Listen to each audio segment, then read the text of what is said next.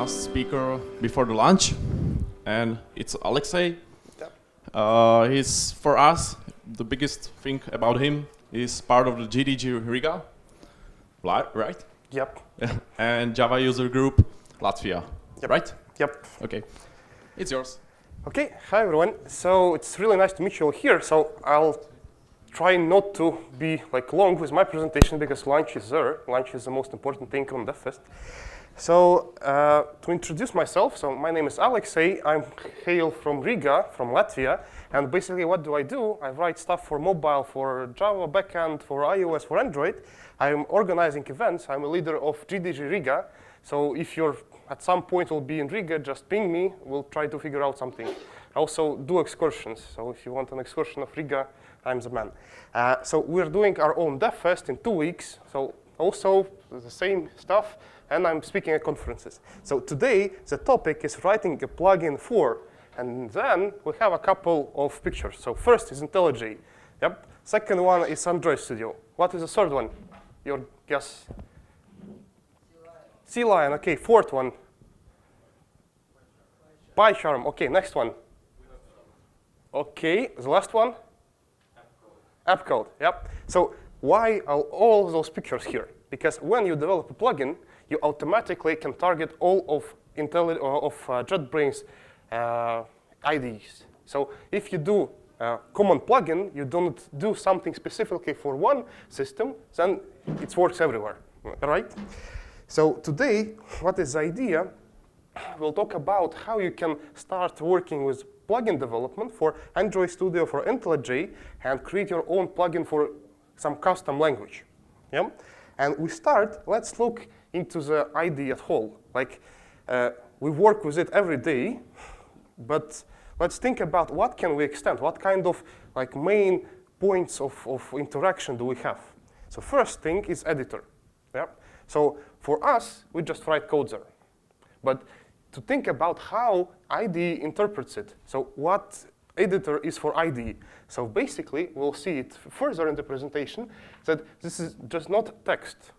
This is really a complex tree of whole language. So when you type something, IntelliJ Android Studio understands what do you type and constructs a shadow tree of all objects. So it knows what kind of nodes are in there, what is the sequence of them, etc., and we'll be modifying it for our needs. So next thing is actions. So you've seen there are buttons here, there is toolbars, which you can interact with, and basically plugins can add extra behavior, actions, which you can trigger and do something, either start a script or, I don't know, start some action, or if you want to convert Java to Kotlin, this is an action from IDE perspective. So what next? We have tools. So there are bigger chunks of plugins that add additional functionality that maybe isn't even connected to the main stuff that you do. For example, you have code here, but you have version control tool. It doesn't interact with code, it interacts with files, right? So if you do database design, you have database tool in IntelliJ. You can open it, and it's not connected, right? So theoretically, you can build anything inside IntelliJ. You can build a game inside of it, right? So you're not limited. So those are tools. And the last point is the structure. So here, we can see how our project is stored on a file system. But we can design our own structure and ship it in a plugin. So for example, maybe you're working with Android structure. You can switch it here. So I'm working with the project one. So this is my classification of what plugins can allow you to do in addition to the basic setup with IDE. So what are the classification of JetBrains? So there is a great website called JetBrains Plugin Repository. It's a better way how you can browse all the plugins that are inside in the repositories. So basically here you can either search or you can find your IDs that you want and just select all the stuff that's in there. And here is a classification, what they have. So categories. There are languages, there are some kind of frameworks, there's web, etc., etc. So they're more specific. But I would say that my classification works well, yeah. So you have editor, you have actions, you have tools. That's about it. And if we take a look in the most popular plugins, so here are those. There's gitignore plugin, Markdown plugin, checkstyle ID, Lombok. So who is using at least one of these plugins? Please raise your hand. Yeah. So almost all of us. And if we look at them, 4 of 5 are new custom languages. So gitignore is a custom language. So gitignore is a file which supports their own language. Markdown is a language. Lombok, it's a kind of a variation of Java language because you can add var and it does some magic. Bash support, yeah? So those are all custom languages that are not supported by JetBrains itself, but other developers can add them to your setup. So we'll be looking into something similar. And let's start with a demo project. So what do I have? I have prepared a small test project with various steps. And first, we'll just take a look at how you can get a structure of whole plugin project and how you can run it then. So what do we have here? So we have, if you can see it, yeah, okay. So we have 3 Gradle submodules: language, platform, and sample IntelliJ plugin. So this is all on GitHub, so you can access it later. I will share a link. So language is the place where we'll store all information about our custom language. Which custom language we'll be supporting, I'll talk about a bit later. So platform, here we'll have everything that is connected to IntelliJ. So all the UI elements, everything will be here. And sample IntelliJ plugin is just a subfolder where we'll store all the configuration, how to build the plugin. So what's interesting for us? Right now, those the directories are just empty. So language is empty, platform is empty. For sample IntelliJ plugin, we have a file called plugin.xml. So if we open it, what can we see? We can see that it kinda looks like an Android manifest, right? So we have coordinates, the ID, the name, and the version, like in Maven, like in Gradle, like in Android manifest. So we have some meta information, and we have depends on. So here is when we can write dependencies for particular systems. So we can say that we're depending on an Android system. In this way, we'll not be able to install this plugin on PyCharm. Here, this is a common module. That means that we're using a common JetBrains SDK, right? And then we have extension and actions. We'll be working with them a bit later, but basically imagine this plugin XML is the same as Android manifest. And we have some Gradle configuration. There is a cool org JetBrains IntelliJ plugin. Here it is, which allows us to do this kind of magic. Let's take a look. So I will write Gradle v sample IntelliJ plugin run IDE, and let's see what happens. So right now, it will start a new Java process, and it starts a new IDE. Yep. So now I have IntelliJ configured, but you can configure anything. So you can even start Android Studio. And here you go. Here is my Java process. You can see it in Java. So it's not like a separate IntelliJ, but it's just a Java program. And here you go. So what happened? It started a project. And now we can take a look in preferences, in plugins, that we have a sample plugin installed. So already, without any code, just with plugin XML, we already have a plugin. So we can build this into a jar, an empty jar, and install it. So we've built our plugin. Yay. That's about it. So we can go to lunch, I guess. But OK, let's continue a bit. So recap.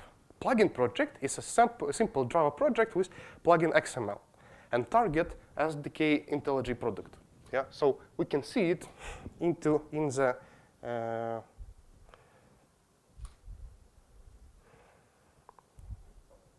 the project structure.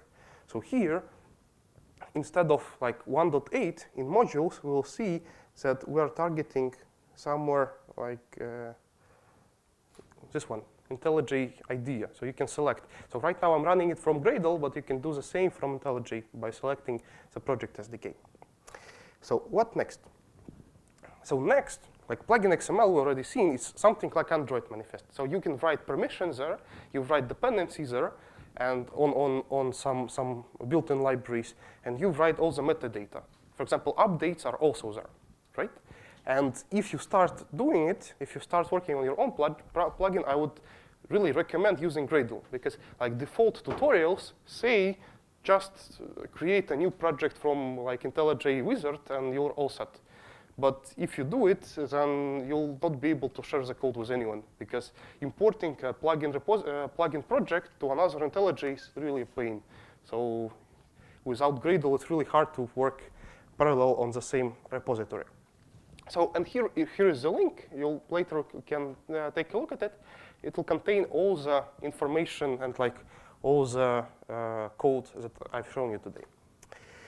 So next, now we need to have, so we will be building this plugin incrementally with steps showing off different features what IntelliJ can provide us. And for this, we need to think of some kind of plan. So what kind of custom language we'll be supporting? And I've been working for a couple of months with a tool called Fuse Tools. So does anyone heard about it? No? OK, so a couple of people. So what is Fuse Tools? Fuse Tools is another cross-platform framework that does this kind of stuff. So it has its own editor, sorry, not editor, but preview. So we have some kind of problems. Yep, it crashed.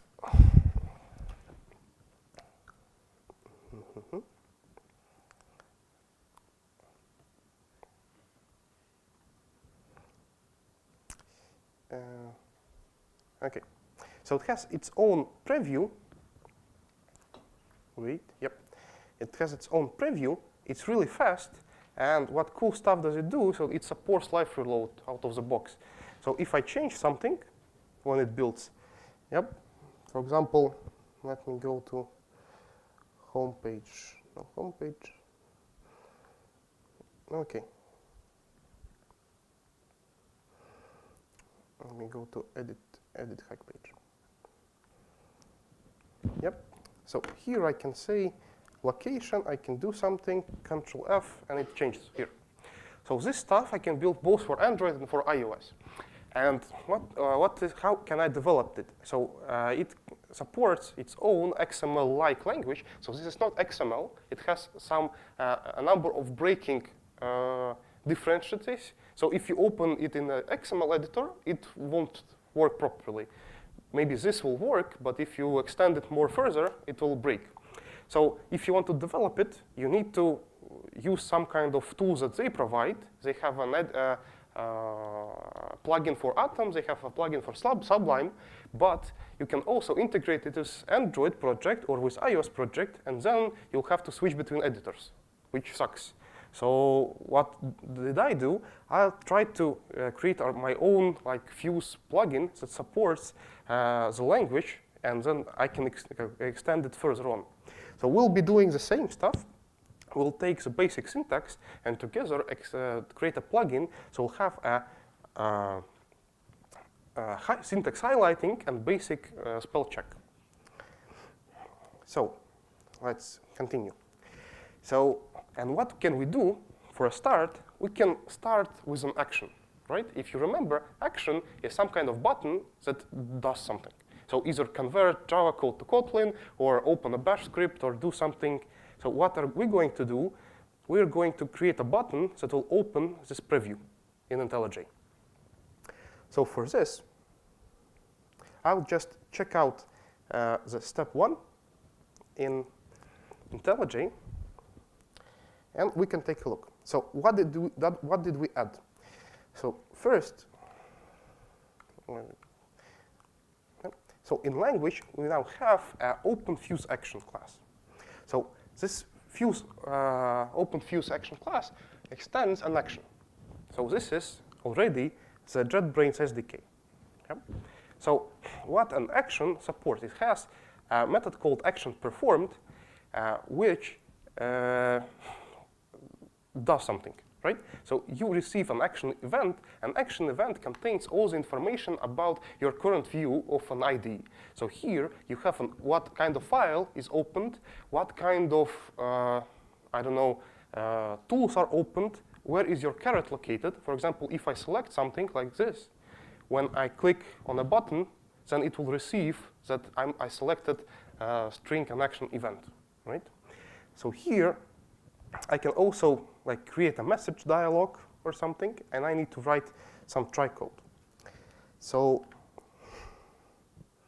let's check out the second step. So here I've written a couple of lines of code, which does, what does it do? It invokes a runtime and starts fuse, just a command line tool. So on here, it just passes the variables and reads the result. So when I've implemented this an action method, I need to configure out it in plugin. So here it is, right? So here I said that there is actions.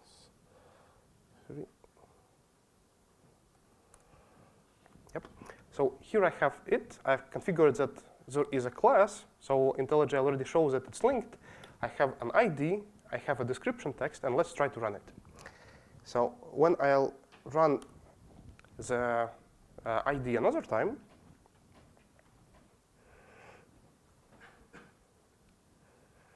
it will start. And here,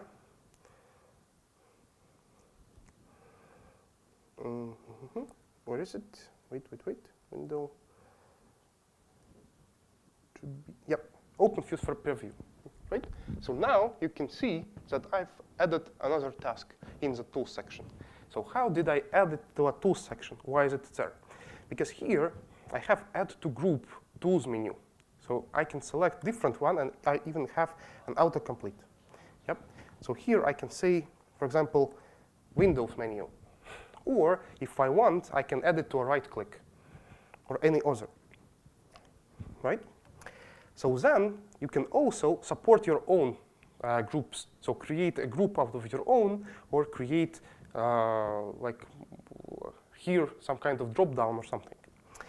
And what else? So right now this action appears at every time. So what else I can do? There is a method. Sorry. There is a method called update. So what does update do? It updates the view. Is it hidden or is it shown? So I can also create some kind of rules to allow us to show the action or not to show. For example, the Java to Kotlin action is said that it only will show for Java classes. If it's on XML or HTML, it won't show, right? OK, so we created an action. What else? Let's continue. So created an action. So now let's create our own language. So let's check out to step 3.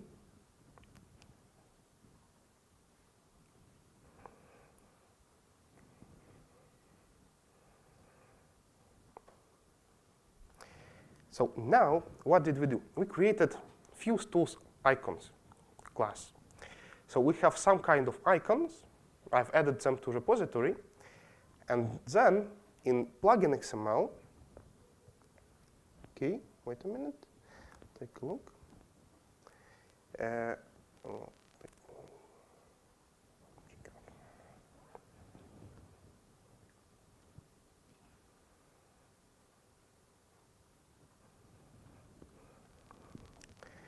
So, and now I created a couple of directories. So first is UX markup, second one is Uno project.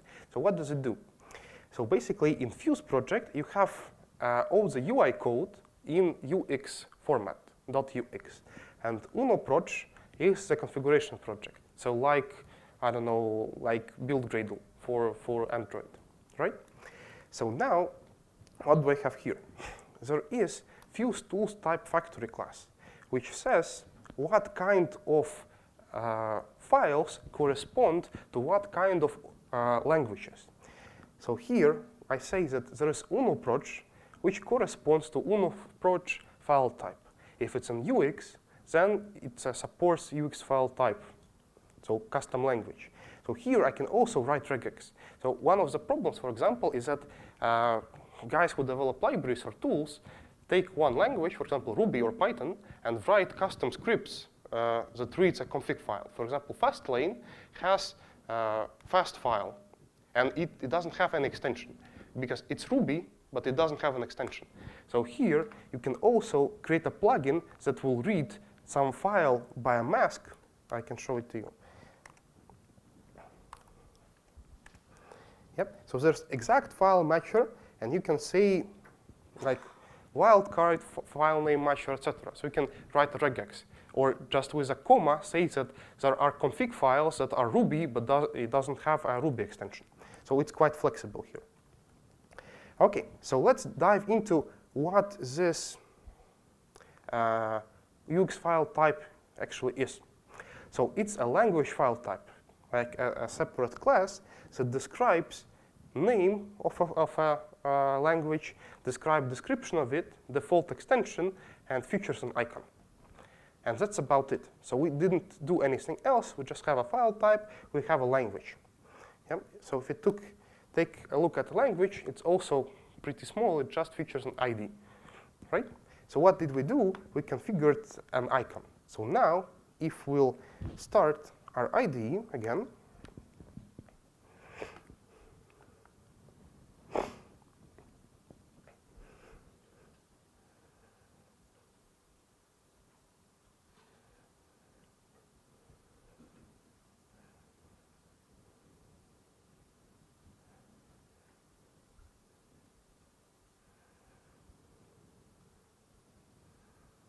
wait.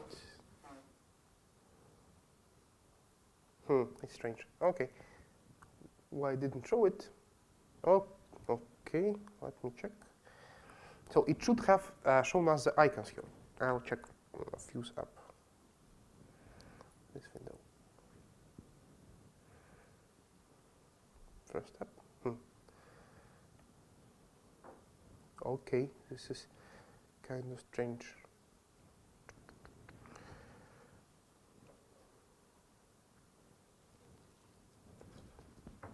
Do I use them? Wait.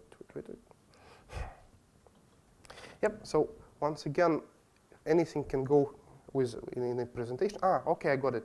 Right, maybe I'll see it here. Yeah, so here I have an icon, right? So here it's working, but I haven't configured an icon here, I guess, in my config. So I'll do it. Okay, we'll check it later. So what did we do right now? So the next step is that, so we configured, registered a new file type, and we've added an icon. So what next? So if we want to work with action again, we can even go it further. So we can create groups. So if we're supporting views, we can have a number of actions, like open a preview or compile something or something. So here we can create a separate group and do all the actions inside of it. And also we can control the hide and show it, depending on some kind of scenarios. So here again, we can see this update method, and here we can create a rule when we want to show the tab and when we want to hide it. So next, what is the problem that we're going to solve? That if we look in the UX code, it's completely blank and doesn't feature any syntax highlight. And we want to colorize it. So how we can do it? So first, in order to do it, we need to understand how you can write a new language and how we can understand what part of a language features what. So does anyone design their own language or looked into it? No? So basically, to support a language, you need two things. You need a parser and a lexer. So what does lexer do? It parses a code into tokens. And parser then validates the sequence of the tokens. Is this correct or is it not? So for example, if you're doing, I don't know, new, then class name, then brackets, and then equals, then these tokens are understandable. You have new, you have a class name, but the structure is not correct. And parser can say that here's an issue. And one of the ways how you can write, how can you do it is to use a BACKUS-NAUR form. So what BACKUS-NAUR form means? It says that you can describe a language by this kind of rules. You can say that there is a lexem, and it can be an expression. For example, an integer in any programming language is a digit or an integer and a digit. So digit is from 0 to 9. Integer is like a complex type. And then, recursively, if we have number 12, for example, we see that 12, is it a digit? It's not a digit. 12 is an integer, a digit. Then 1 is an integer, 2 is a digit. Then we need to match the same rule for 1 again. So 1 is a digit, right? It's a digit. So then we get that integer is 12. So we've matched something from a simple string to a type. For example, name. Name can be matched as first name, last name. And then you need to write rules for first name and last name. And here is a sample of BACKUS-NAUR form for CSV file, for comma-separated value. So it says that we have a file. File can feature 0 or more lines. What is a line? Line is either an optional value, because line can be empty, or if it's not empty, it could have a number of groups of comma value, and it could end with a trailing comma.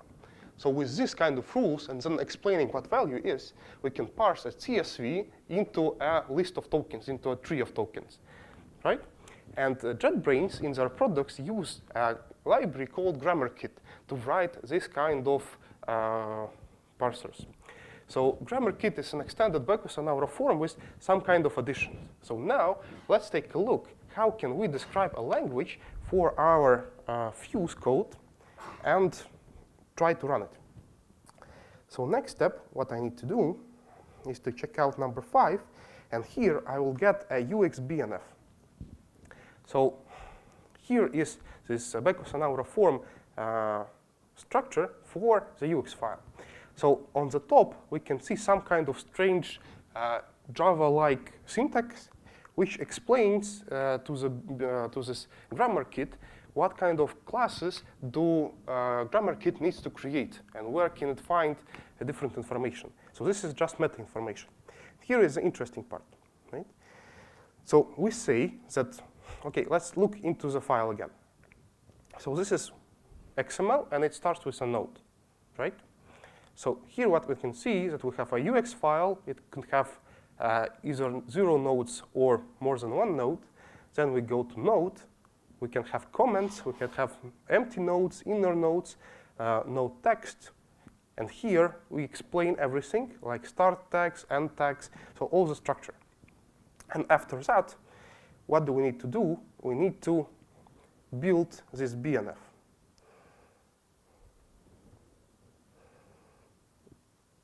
Wait. Yep. Generate parser code. So now, when we click on generate parser node, a gen package was created, and here we can see a parser. Yeah?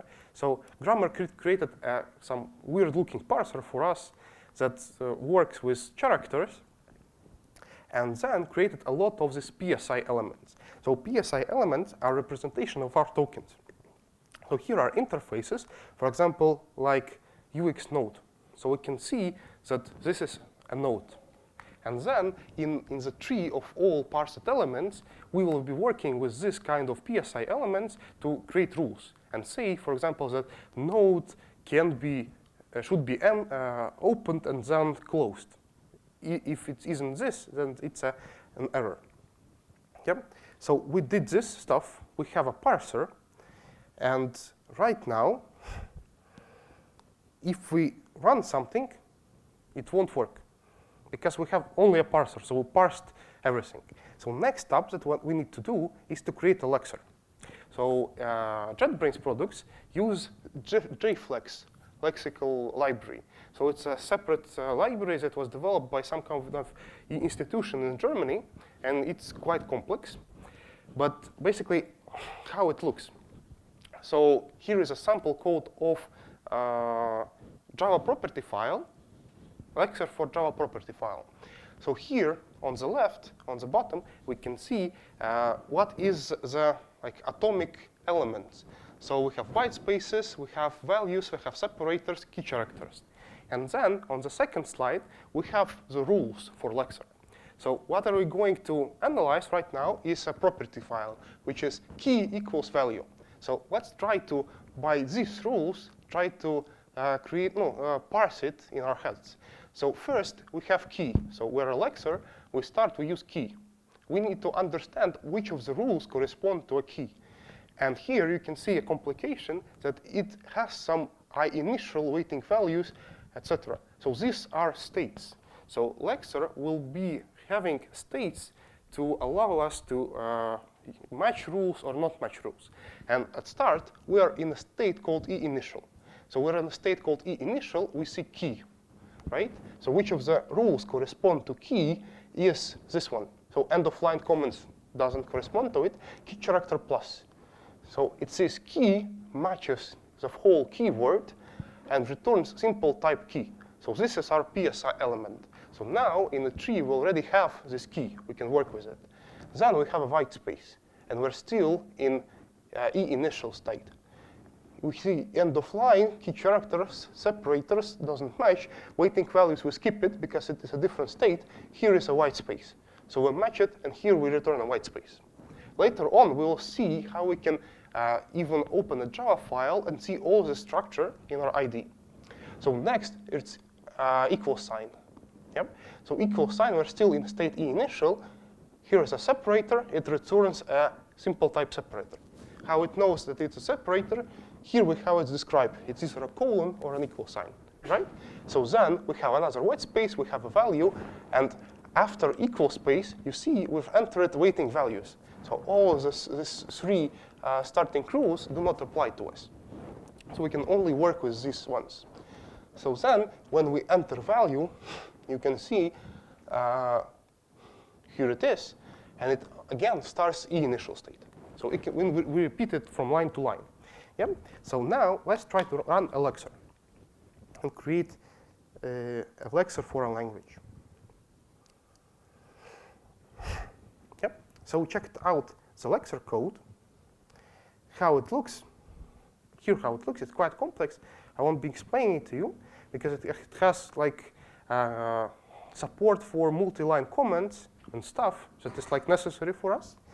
And then we need to take this flex code and again generate Java representation of this flex code. So everything that is happening in IntelliJ, it's plain Java. So all these config files for parser and lexer are just like helpers to write. And here again, it generated some crazy weird stuff.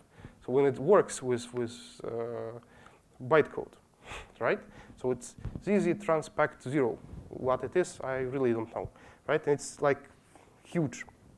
But we see that this is the code that we've wrote actually. So case 7, it's slash. Case 8, it's sign, etc. So now let's try to check the plugin file. So in plugin file, we added, wait.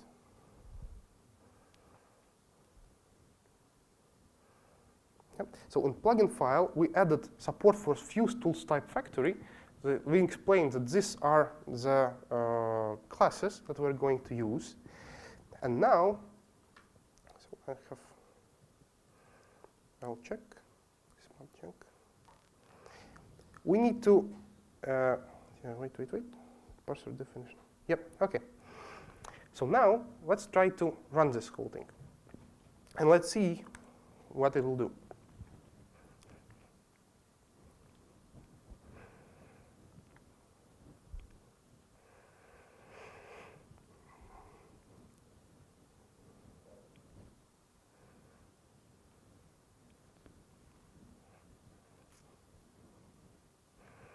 OK, so first thing we see here, yep, so we have those icons already working. So it can understand that UX project is a UX class, UX file type, Uno project is a Uno project file type. But here we can see that nothing changed, right? So it's a plain text and nothing is highlighted. But if we do like this, do you see? We have an error. I've deleted the closing bracket, and it like shows an error. And we can look at it, and it will say that either a slash or an attribute or a closing tag expected, but starting tag found. So it already works, right? So we created our own language. It's supported by IntelliJ. We just don't have the color coding for it. So what else we can do, which is kind of interesting, is that in tools, we can create view PSI structure. Sorry, I'll take of current file. Yep. So here, it shows us the structure of whole parsed element. And here we can click on it. So we have a file, and we have an UX node, right? And here we have a white space. So if we go deeper, it can say to us that actually this node is an inner node, meaning that it has some inner stuff in it. And then we can go even deeper and say that here is a UX start tag. And UX start tag has a start bracket, then it has a node name, then it has a white space, then it has an attribute. So attribute is like in XML, you can have multiple of them. We can drill down into attributes, have a name, have a equals, have a string, right? So if we go here, we can see another element.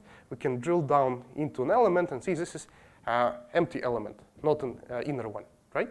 And for this, we can do for anything. So we can take a Java file, we can delete it, we can go to Java sample.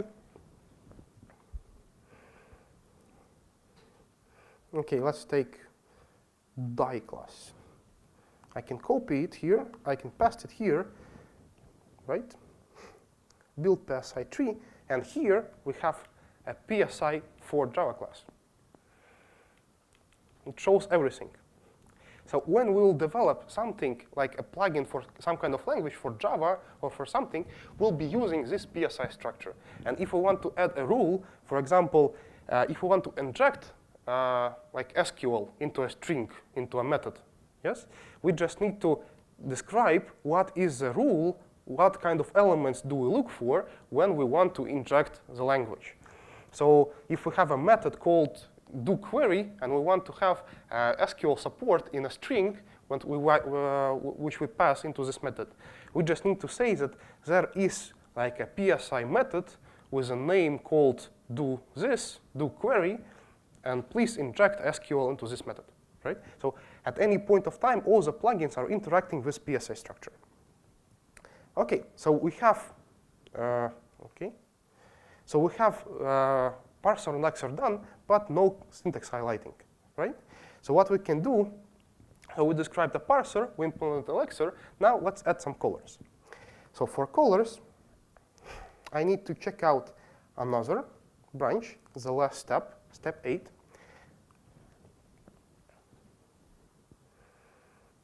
And it will give us two more classes, UX syntax highlighter and UX syntax highlighter factory. So factory is just a factory. It provides this syntax highlighter. The stuff needs us to implement it. But here is the highlighter.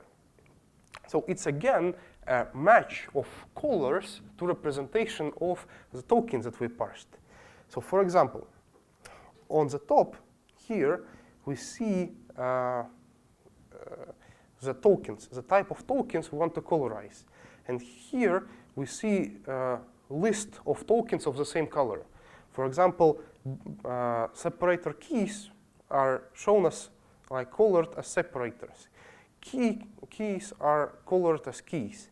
And here we can say that there is a list of keys, and we want to, so these keys are matched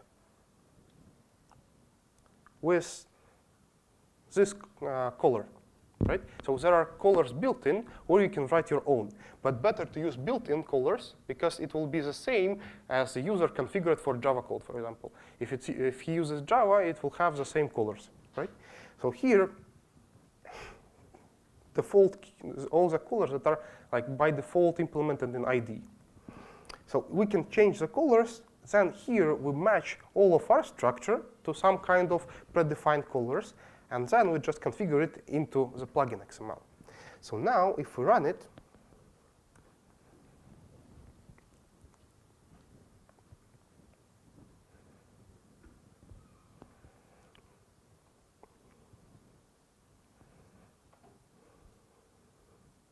we'll have a syntax highlight. And the syntax highlight uses the PSI structure that we implemented with our parser. And if we break something, the highlighting is also breaks, right? And here we can see the errors. So if we break the escaping string, it will understand that everything is a string. Here is what it will show, right? So at least for now, we already implemented some bases that we can at least see what we write. So this is a very basic of what you can do. What else? So we've implemented this color settings with a couple of files. We can integrate it into the color palette pick in IntelliJ. So in IntelliJ, we can select what kind of colors we want to color our code. So everything is built in, and every feature that you use with Java in IntelliJ can be plugged really simply for your custom language. So by just writing a couple of classes. Yep. So also, you can create your own project wizard to create a new project. It also just a couple of files, and you need to write what kind of fields do you want to see here. If you want to create some custom animation, you can do it. This is just Swing. So everything you can write in Java Swing, you can write in IntelliJ. It's pluggable. Yeah? So run configuration. You can create your own run configuration with all the properties.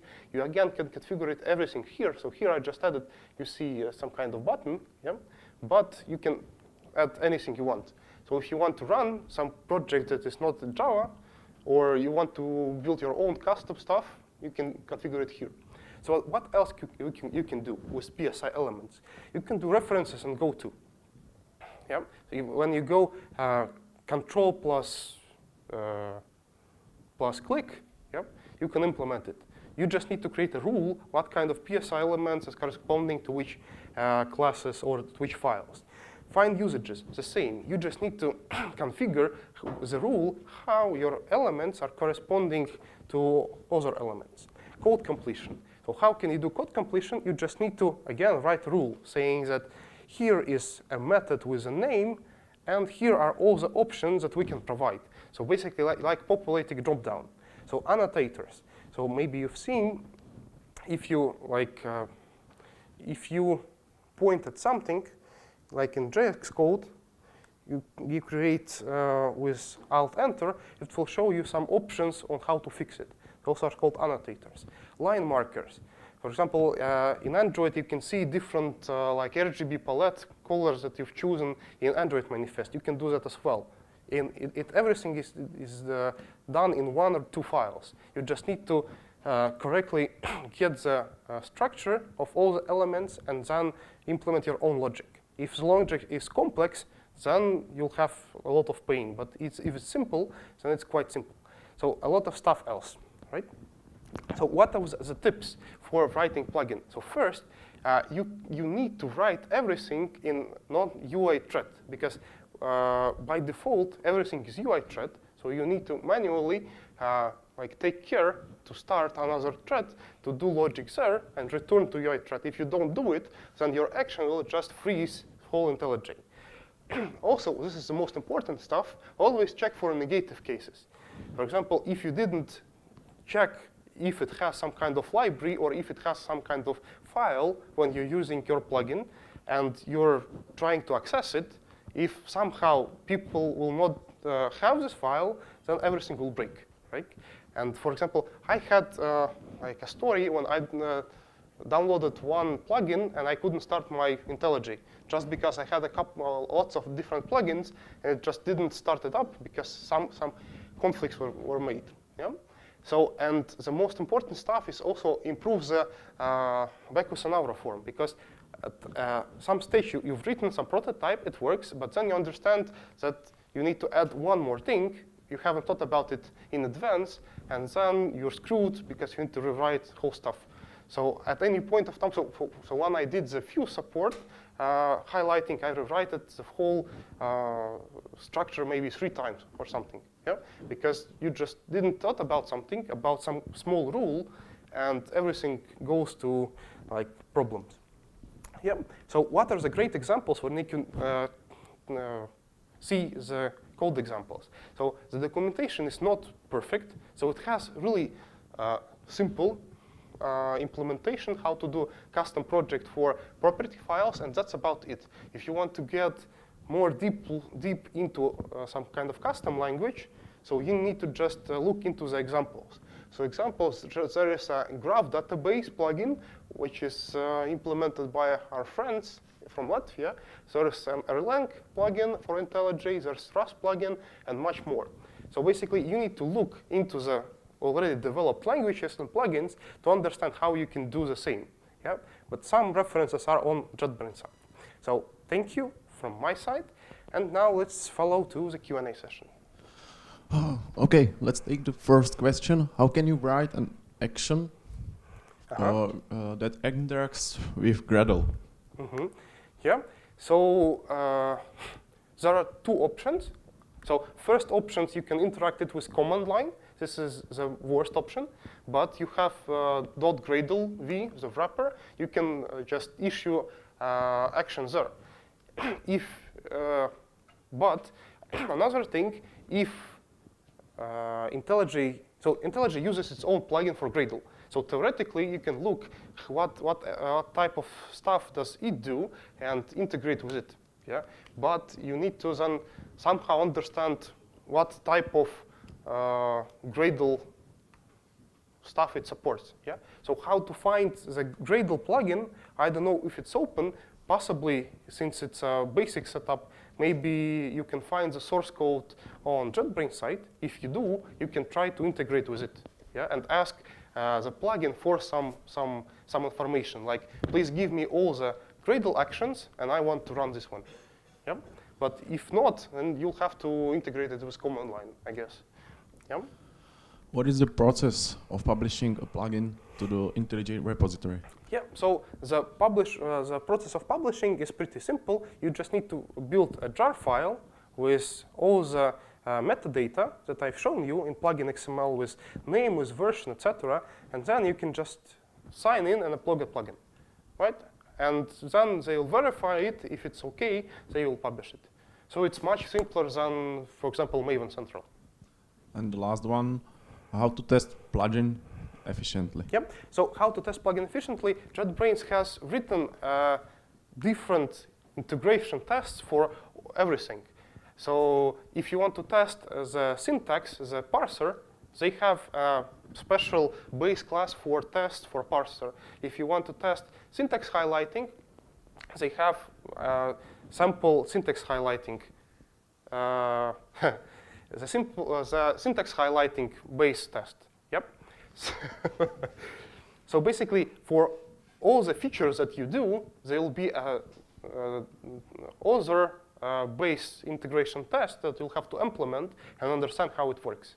So it isn't simple, but at least they provided testing support for that. Yep. Thank you. And okay. Other questions you can answer in Speaker's Corner? Yep, OK, thank you. So have a nice conference and a great lunch. Thank you.